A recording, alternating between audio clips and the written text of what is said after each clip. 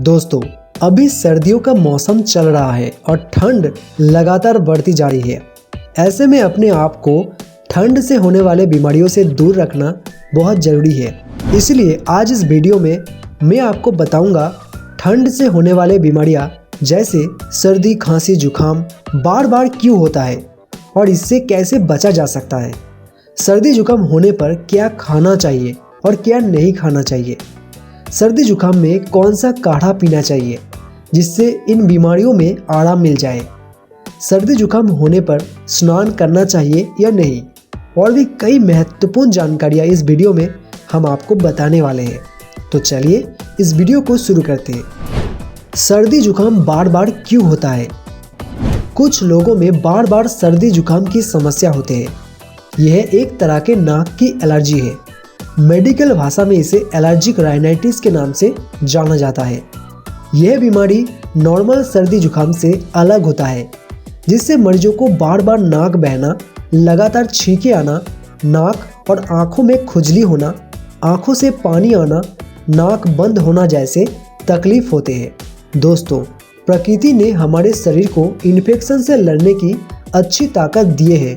जब भी कोई नुकसानदायक बैक्टीरिया या वायरस हमारे शरीर में पहुंचता है तो हमारा इम्यून सिस्टम उससे लड़ने की प्रक्रिया शुरू कर देते हैं।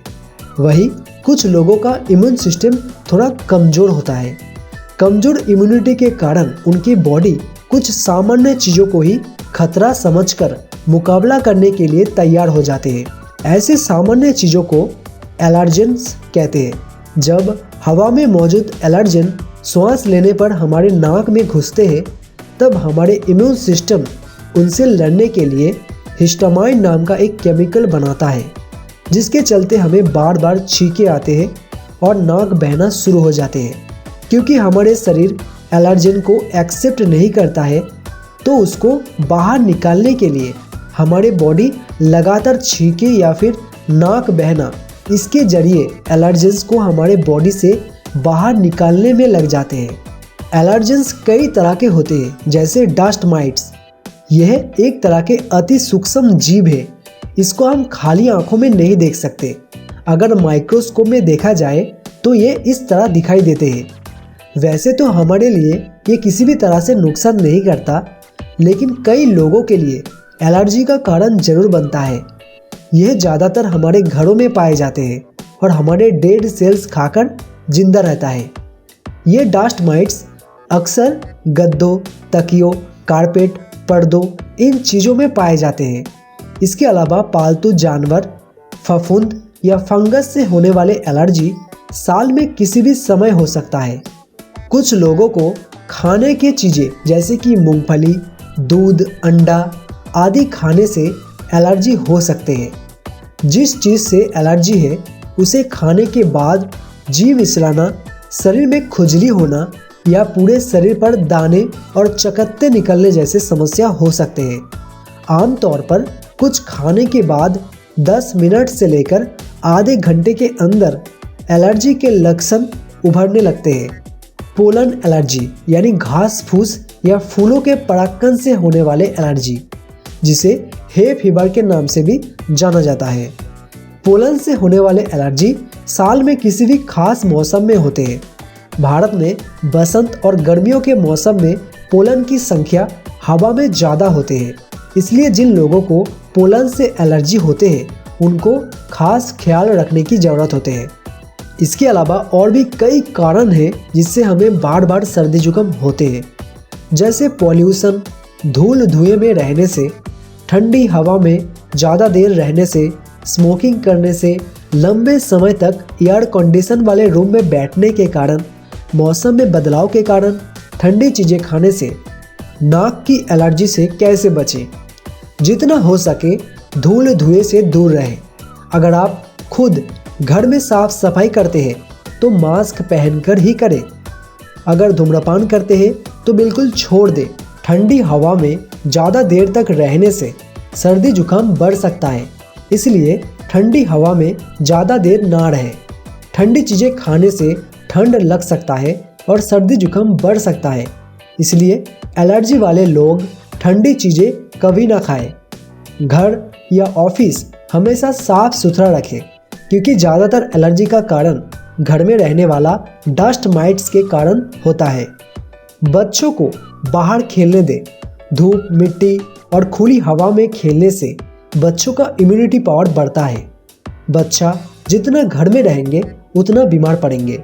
बसंत और गर्मियों के मौसम में हवा में पोलन की संख्या सबसे ज़्यादा होते हैं। पोलन यानी पराग कण से होने वाले एलर्जी से पीड़ित लोग जब भी बाहर निकले मास्क पहनकर ही निकले। दीवारों पर फफूंद या जाले हो गए हो तो उन्हें साफ करते रहें, क्योंकि फफूंद के कारण भी एलर्जी हो सकते हैं। घर में अगर पालतू जानवर है तो उससे दूर रहें, क्योंकि जानवरों के बाल और रूसी आपके लिए एलर्जी का कारण बनता है। चप्पल और जूते घर से बाहर रखें। जिन लोगों को ठंड के मौसम में सर्दी जुकाम ज़्यादा होते हैं, उन लोगों को सर्दियों के मौसम में अपने बाकी शरीर के साथ साथ सर और पैरों को अच्छी तरह से ढककर रखना चाहिए। एलर्जी के लिए होम रेमेडीज़। जिनको बार बार सर्दी जुकाम होते रहते हैं उनके लिए गुनगुना गर्म पानी, अदरक, तुलसी, काली मिर्च, लहसुन औषधि के रूप में काम करता है। सर्दी जुकाम होने पर गुनगुना गर्म पानी 2 घंटे में एक बार जरूर पिए।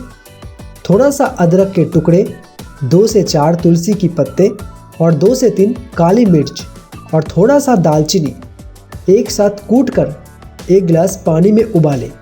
जब पानी आधा रह जाए तो उस काढ़े को हल्के गुनगुना करके पिए। इसे आप सुबह शाम पी सकते हैं। इससे आपको बहुत लाभ मिलेगा। रोज 2 आंवला जरूर खाना चाहिए। इनमें विटामिन सी बहुत अच्छी मात्रा में होता है, जिससे इम्यूनिटी पावर बढ़ता है। सर्दी जुकाम के लिए गुनगुना नींबू पानी रोज सुबह पीना चाहिए। इसके ऊपर हमने एक वीडियो ऑलरेडी बना चुके हैं, जिसका लिंक नीचे डिस्क्रिप्शन में मैं दे दूंगा। दोस्तों, ये तो हो गया कुछ बाहरी कारण जिससे हमें बार बार सर्दी जुकाम होते रहते हैं और इससे बचने के उपाय। अगर आपको बार बार सर्दी जुकाम होते हैं तो इसका जड़ से इलाज करना बहुत ज़रूरी है।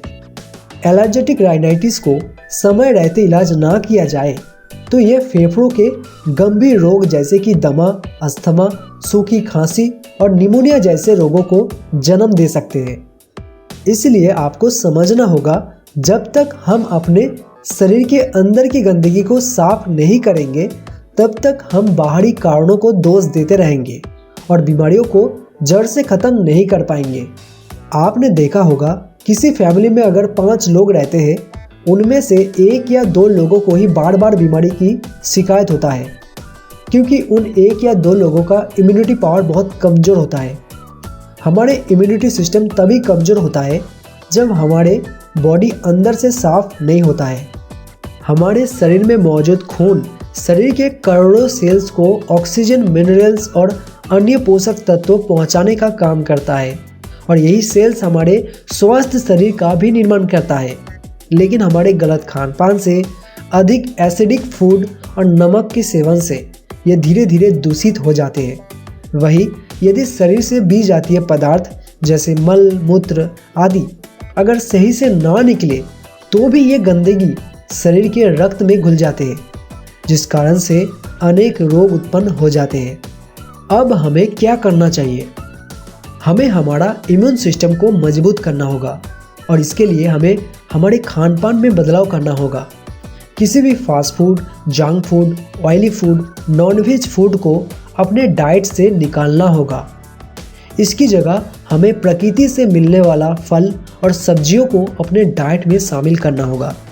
स्मोकिंग और शराब जैसे बुरी आदतों को छोड़ना होगा। बॉडी का हेल्दी वेट मेंटेन करना होगा, जैसे ओवरवेट या अंडरवेट ना होना। दिन में कम से कम 1 घंटा वर्कआउट करना होगा। गहरी नींद लेना होगा। मानसिक तनाव को कम करना होगा। मानसिक तनाव से हमारे इम्यूनिटी कमज़ोर होता है, इसलिए मानसिक तनाव को कम करने के लिए हर दिन मेडिटेशन की प्रैक्टिस करना बहुत ज़रूरी है। जब भी आप ये चीज़ें कर लेंगे तो आपका बॉडी अंदर से साफ हो जाएगा और साफ बॉडी मतलब स्ट्रॉन्ग इम्यूनिटी। इसके अलावा डेली योग और अनुलोम विलोम प्राणायाम करने से फेफड़े मजबूत होता है कपालभाति और भस्त्रिका प्राणायाम से छाती में जमा हुआ बलगम कफ निकलता है। स्विमिंग करना भी एक अच्छा उपाय है अगर आपको बार बार सर्दी जुकाम होते रहते हैं तो। स्विमिंग करने से फेफड़े मजबूत होता है और शरीर में ऑक्सीजन लेवल बढ़ता है। बस शर्त यह है कि सर्दी जुकाम के दौरान और सर्दियों के मौसम में स्विमिंग आपको नहीं करना है। सर्दी जुकाम में स्नान करना चाहिए या नहीं? हर रोज स्नान बहुत जरूरी है। इससे हमारा शरीर साफ रहता है और हमें कई बीमारियों से भी बचाता है। अगर आपको सर्दी जुकाम बार बार होता है तो आपको बहुत ठंडे पानी से या फिर बहुत गर्म पानी से स्नान नहीं करना चाहिए। अगर आपको स्नान करना ही है तो हल्के गर्म पानी से करें। दोस्तों, आज की इस वीडियो में बस इतना ही। उम्मीद करता हूँ कि आपको ये वीडियो पसंद आया है। अगर आपको ये वीडियो पसंद आए तो इस वीडियो को प्लीज़ लाइक करें, क्योंकि इस वीडियो को बनाने में बहुत ज़्यादा मेहनत लगते हैं। तो दोस्तों, अगर आपको ये वीडियो अच्छे लगे तो इस वीडियो को लाइक के साथ साथ इस वीडियो को शेयर करें अपने दोस्तों के साथ। दोस्तों, अगर आपने अभी तक हमारे इस YouTube चैनल को सब्सक्राइब नहीं किया है तो इस चैनल को सब्सक्राइब करने के साथ साथ नोटिफिकेशन बेल को भी ऑन कर लीजिए। तो दोस्तों, तब तक के लिए टेक केयर, बाय बाय।